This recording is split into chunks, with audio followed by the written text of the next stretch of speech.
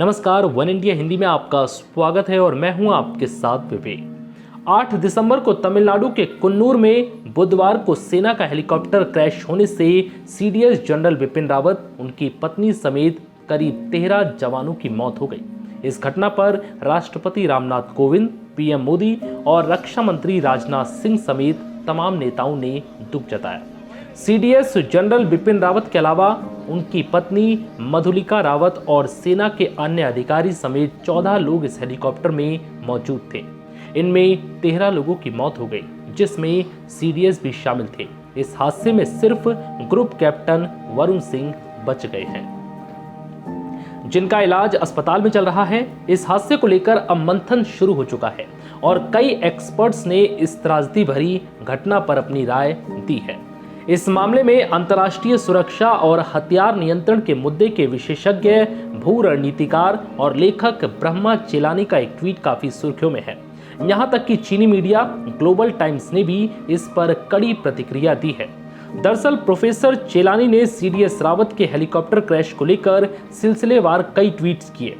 Professor Chelani ने अपने पहले ट्वीट में लिखा, पिछले 20 महीनों में चीन के साथ बॉर्डर तनाव के चलते हिमालयी मोर्चे पर युद्ध जैसी स्थिति पैदा हो गई है और ऐसे समय में भारत के chief of defence staff general Bipin Rawat, उनकी पत्नी और 11 अन्य सैन्य कर्मियों को हेलीकॉप्टर दुर्घटना में त्रासदी भरी मृत्यु की घटना इससे ज्यादा बुरे समय पर नहीं हो सकती थी।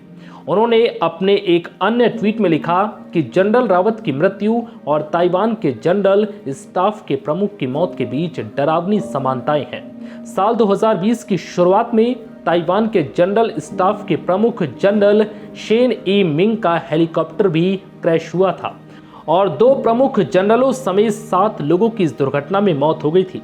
इन दोनों ही हेलीकॉप्टर क्रैश में दोनों देशों के उन खास शख्सियतों की मृत्यु हो जाना जो चीन की आक्रामकता के खिलाफ महत्वपूर्ण चेहरे थे। उन्होंने अपने अगले ट्वीट में लिखा है कि इस अजीब समानताओं का ये मतलब नहीं कि दोनों हेलीकॉप्टर दुर्घटनाओं में कोई कनेक्शन है या किसी बाहरी ताकत का हाथ है। कुछ भी हो, प्रत्येक दुर्घटना ने महत्वपूर्ण प्रश्न उठाए हैं, विशेष रूप से शीर्ष जनरलों को ले जाने वाले सैन्य हेलीकॉप्टरों के रखरखाव के बारे में। ग्लोबल टाइम्स ने चेलानी के ट्वीट को रीट्वीट करते हुए कटाक्ष भरे अंदाज में लिखा कि इस नजरिए के हिसाब से तो अमेरिका की भी इस हेलीकॉप्टर क्रैश में भूमिका हो सकती है, क्योंकि भारत और रूस S-400 मिसाइल रक्षा प्रणाली के साथ आगे बढ़ रहे हैं और अमेरिका ने इस डील को लेकर कड़ा विरोध जताया है।